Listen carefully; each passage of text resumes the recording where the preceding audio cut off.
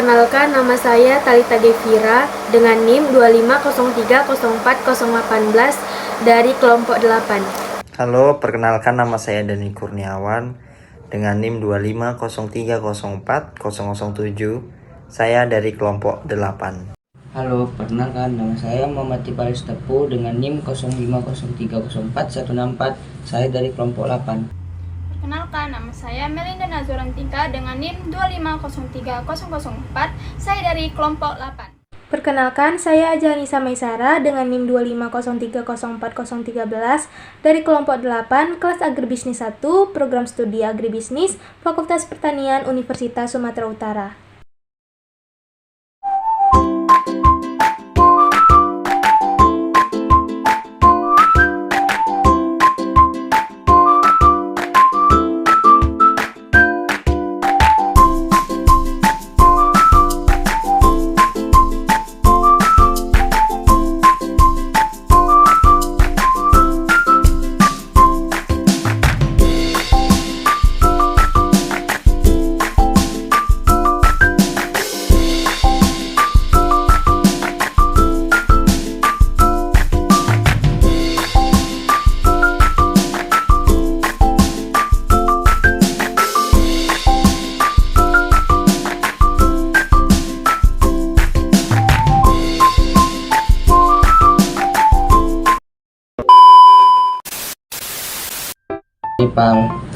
Saya akan menjelaskan persiapan lahan dan media tanam. Pada praktikum dasar agronomi ini, tahap pertama yang dilakukan adalah persiapan lahan. Kegiatan diawali dengan pembukaan lahan untuk membersihkan area dari gulma dan sisa-sisa tanaman yang dapat mengganggu pertumbuhan jagung. Selanjutnya, dilakukan pengukuran lahan dan pemasangan pacak sebagai penanda batas plot percobaan. Setelah itu, dilakukan pembentukan plot, pembentukan jalan, pembuatan parit, serta pemerataan lahan agar kondisi lahan menjadi lebih seragam. Tahap berikutnya adalah pengisian polybag dan persiapan media tanam yang akan digunakan selama penelitian berlangsung. Persiapan lahan dan media tanam yang baik sangat penting karena akan mempengaruhi pertumbuhan tanaman pada tahap selanjutnya. Demikian penjelasan kegiatan persiapan lahan dan media tanam dari saya. Sekian, terima kasih. Halo, saya Melinda. Nah, di sini saya akan menjelaskan tentang tahap persiapan benih dan penanaman. Nah, tadi kan persiapan lahan udah dijelaskan tuh. Nah, jadi setelah persiapan lahan selesai dilakukan, tahap berikutnya adalah persiapan benih dan penanaman. Nah, pertama-tama itu teman-teman, kita harus mempersiapkan benih jagung sesuai kebutuhan praktikum kita. Kemudian dilakukan pemberian kompos pada perlakuan yang telah ditentukan. Nah, setelah media tanam kita itu siap, benih jagung itu ditanam pada setiap plot percobaan. Selanjutnya dilakukan pemasangan plang sebagai identitas kelompok kita dan perlakuan apa sih yang kita gunakan. Nah, setelah penanaman itu tadi selesai, dilakukan proses penyiraman awal untuk membantu proses perkecambahan benih itu berlangsung. Kalau kalian bertanya, apa sih tujuan tahap penanaman? Nah, tahap penanaman bertujuan untuk memperoleh data pertumbuhan tanaman yang seragam, sehingga hasil yang kita dapatkan itu lebih akurat. Assalamualaikum warahmatullahi wabarakatuh. Saya Talita dan saya akan menjelaskan tentang kegiatan pemeliharaan tanaman. Jadi, setelah tanaman tumbuh, dilakukan berbagai kegiatan pemeliharaan secara rutin. Kegiatan pertama adalah penyiraman tanaman yang dilakukan untuk memenuhi kebutuhan air selama masa pertumbuhan. Selanjutnya dilakukan penjarangan tanaman dengan menyisakan tanaman yang tumbuh lebih baik pada setiap media tanam. Kemudian dilakukan penyiangan gulma untuk mengurangi persaingan unsur hara, air, dan cahaya antara gulma dan tanaman jagung. Pada kelompok kami digunakan perlakuan P1, yaitu 100% rekomendasi pupuk NPK. Pemupukan dilakukan sebanyak 2 kali menggunakan pupuk NPK dan urea, sesuai dosis yang telah ditentukan untuk mendukung pertumbuhan tanaman.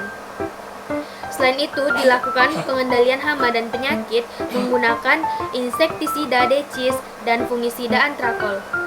Selama masa pertumbuhan, juga dilakukan pengamatan tanaman secara berkala untuk mengukur tinggi tanaman, diameter batang, jumlah daun, dan umur bunga. Demikian penjelasan kegiatan pemeliharaan tanaman. Wassalamualaikum warahmatullahi wabarakatuh. Assalamualaikum warahmatullahi wabarakatuh. Di sini saya akan membacakan hasil pengamatan dan pembahasan. Berdasarkan hasil pengamatan terhadap 18 tanaman sampel pada praktikum atau pada perlakuan P1 atau 100% rekomendasi pupuk NPK, diperoleh hasil pertumbuhan tanaman yang cukup baik. Pada parameter tinggi tanaman, rata-rata tinggi tanaman meningkat dari 26,11 cm pada usia 1 MST menjadi 130,44 cm pada 6 MST dan mencapai 136,28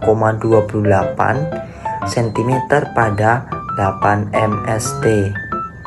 Hasil ini menunjukkan bahwa ketersediaan unsur hara yang cukup mampu mendukung pertumbuhan vegetatif tanaman jagung.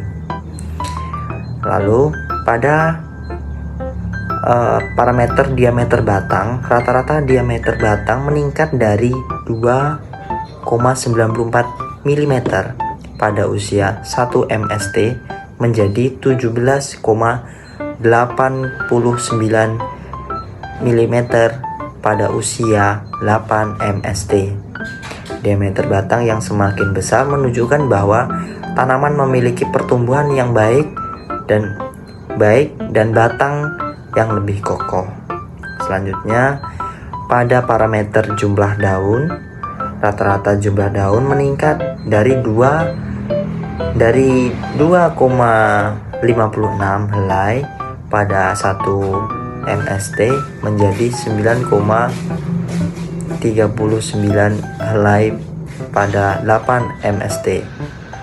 Untuk umur berbunga, tanaman jagung pada perlakuan P1 memiliki rata-rata umur berbunga sebesar 58,50 hari setelah tanam. Hal ini menunjukkan bahwa tanaman mampu memasuki fase generatif dengan baik. Secara keseluruhan, hasil pengamatan menunjukkan bahwa pemberian pupuk NPK sesuai rekomendasi mampu mendukung pertumbuhan tanaman jagung secara optimal. Saya Jahanisa Maisarah akan menjelaskan hasil panen dan kesimpulan.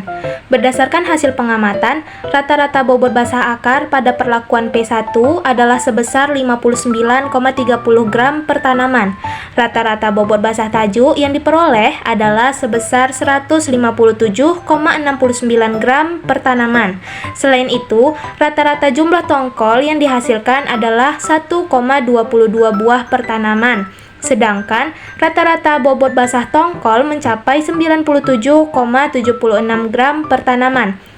Berdasarkan seluruh hasil pengamatan yang telah dilakukan, dapat disimpulkan bahwa pemberian 100% rekomendasi pupuk NPK memberikan respon yang baik terhadap pertumbuhan dan produksi tanaman jagung.